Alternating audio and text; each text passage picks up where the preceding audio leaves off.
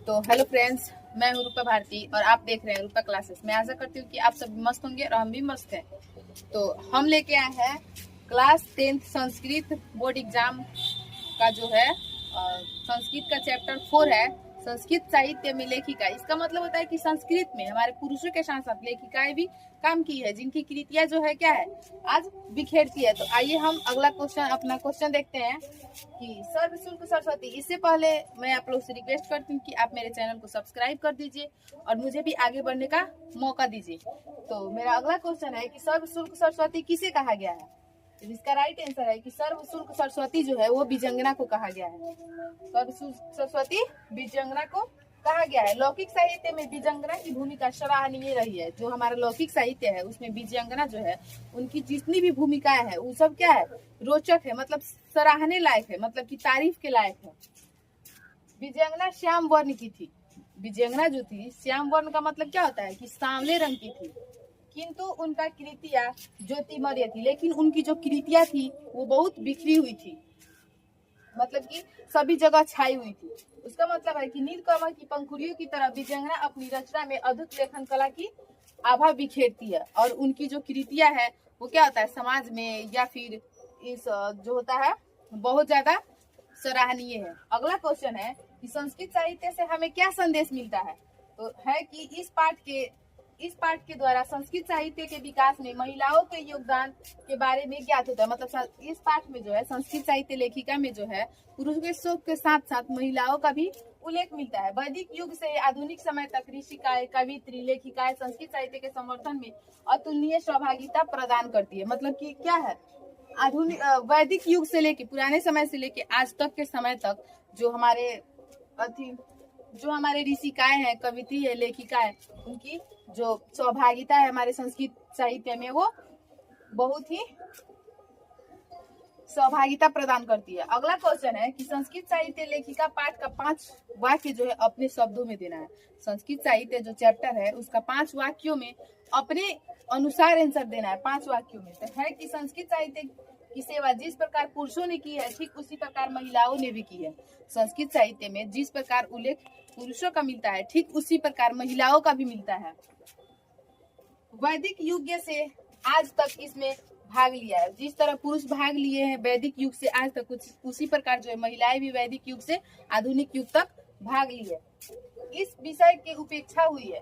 प्रस्तुत पाठ में संक्षिप्त रूप से संस्कृत की प्रमुख लेखिका का उल्लेख किया गया है। उनके योगदान संस्कृत साहित्य के इतिहास में अमर है। मतलब कि पुरुषों का जिस तरह इतिहास हमारे संस्कृत साहित्य में अमर रहा है, अभी तक चला आ रहा है, उसी तरह महिलाओं की भी जो लेखिका है, कृतियां है, जो रचना है वो आज के समय तक उभर कर चली आ रही है। मतलब कि ये क्या है, संस्कृत साहित्य में इतिहास में सबसे अमर है। अगला क्वेश्चन पहले कि आप लोग सोचे थे कि हाँ क्लास जो थी चैप्टर जो 3 है अलस कथा पाठ, वो तो बहुत आसान था, उसको याद करना नहीं पड़ता था, लेकिन आपको इसे याद करना पड़ेगा। तो हमारा अगला क्वेश्चन 4 नंबर क्वेश्चन है कि शास्त्र लेखन एवं रचना संरक्षण में वैदिक कालीन महिलाओं की योगदान का वर्णन है। जो संस्कृत में महिलाओं ने योगदान किए उनके वर्णन के बारे में बताना है। तो वैदिक काल में शास्त्र लेखन एवं रचना संरक्षण में पुरुषों की तरह महिलाएं भी काफी योगदान की है। हम बताए हैं कि पुरुषों के साथ साथ महिलाएं भी काफी योगदान की हमारे संस्कृत साहित्य में। तो वही बता रहा है कि वैदिक युग से जो है महिलाओं ने आज आधुनिक युग तक काफी योगदान किया है। ऋग्वेद में 24 और अथर्ववेद में 5 महिलाओं का योगदान है। ऋग्वेद में 24 महिला और अथर्ववेद में 5 महिलाओं के योगदान का वर्णन है। यमी, उब्रसी, इंद्राणी, वगम, भृगु वैदिक कालीन ऋषिकाएं भी मंत्रों के दास किए हैं। मतलब कि यमी है, उब्रसी है, इंद्राणी है ये और वगम भृगु है, ये सब क्या है आज भी प्रसिद्ध ऋषिकाएं हैं। अगला है कि संस्कृत साहित्य में दक्षिण भारतीय महिलाओं के योगदानों का वर्णन करें। हमारा जो संस्कृत साहित्य में उसमें दक्षिण भारतीय महिलाओं के योगदान का वर्णन करना है। तो चालुक्य वंश की महारानी विजयंगना ने विजयंगना की रचना की है। विजय भट्टिका ने विजयंगना की रचना की है। चालुक्य वंश की महारानी कौन थी? विजय भट्टिका, जो कि ऑब्जेक्टिव में भी आएगा कि चालुक्य वंश की महारानी विजय भट्टिका थी जिन्होंने विजयंगना की रचना की। लौकिक संस्कृत साहित्य में महत्वपूर्ण योगदान भी दिया। लगभग 40 दक्षिण भारतीय महिलाओं ने 150 संस्कृत काव्यों की रचना की है। लगभग 40 भारतीय महिलाओं ने 150 150 संस्कृत काव्य की रचना की है। इन महिलाओं में गंगा देवी, तिरुमुलम्बा, शीलावटिका, देव कुमारिका, रामभद्रमा इत्यादि प्रमुख थी। जो महिलाएं 40 महिलाएं थी, इनमें सबसे ज्यादा प्रमुख कौन कौन सी थी? एक थी गंगा देवी, तिरुमुलम्बा, शीलावटिका, देव कुमारिका, रामभद्रमा क्या थी? प्रमुख थी। अगला है कि संस्कृत साहित्य में आधुनिक समय के लेखिकाओं के योगदान का चर्चा करें। मतलब संस्कृत साहित्य में आधुनिक समय के लेखिकाओं का वर्णन करना, आज के समय के लेखिकाओं का वर्णन करना है। तो संस्कृत साहित्य में आधुनिक समय की लेखिकाओं ने पंडिता छमाराव अति प्रसिद्ध है। आधुनिक काल में पंडिता छमाराव जो है वो अति प्रसिद्ध है।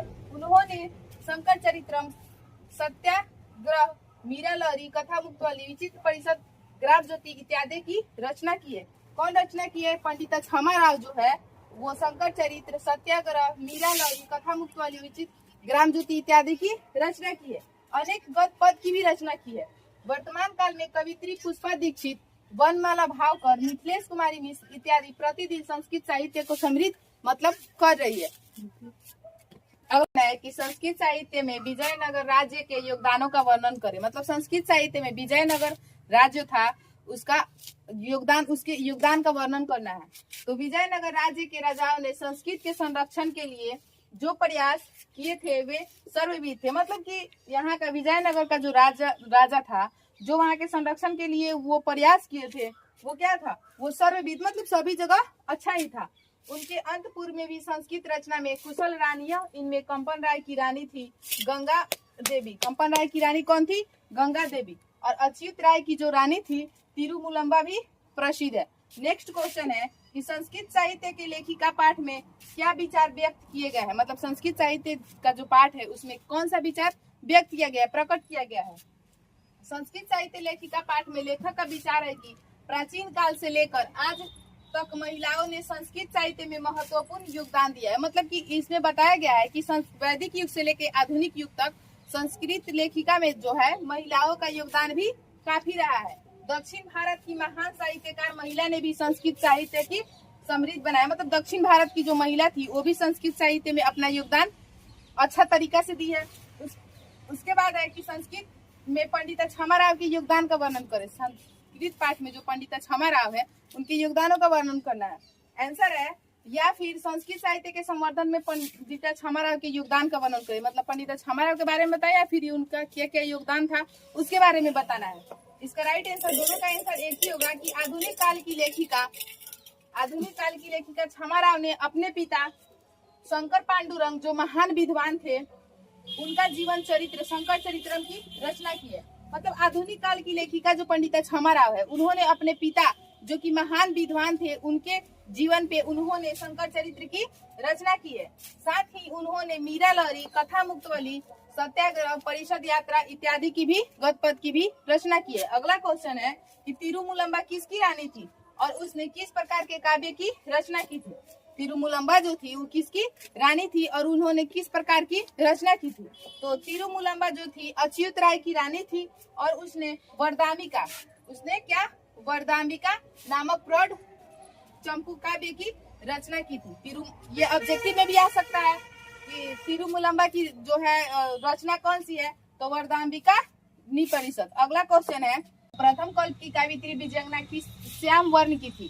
ठीक है, प्रथम कल्प की जो कावित्री विजयंगना थी उसका वर्ण जो था वो मतलब थोड़ा सांवले रंग की थी। उन्होंने अपनी अद्भुत लेखन प्रतिभा से अपनी रचनाओं में प्रखर आभा बिखेरी है, अर्थात उनकी कृतियां ज्योतिमय है। उन्होंने श्याम वर्ण की होते हुए भी उन्होंने जो लेख लिखा है, रचना की है, उनकी जो प्रखर है जो सारे समाज में बिखेरती है।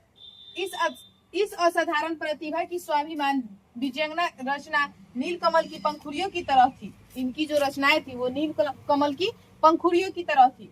इसी से प्रभावित होकर आचार्य डांडी ने सरस्वती को बेकार ही सर्वशुल्क की उपाधि दी थी।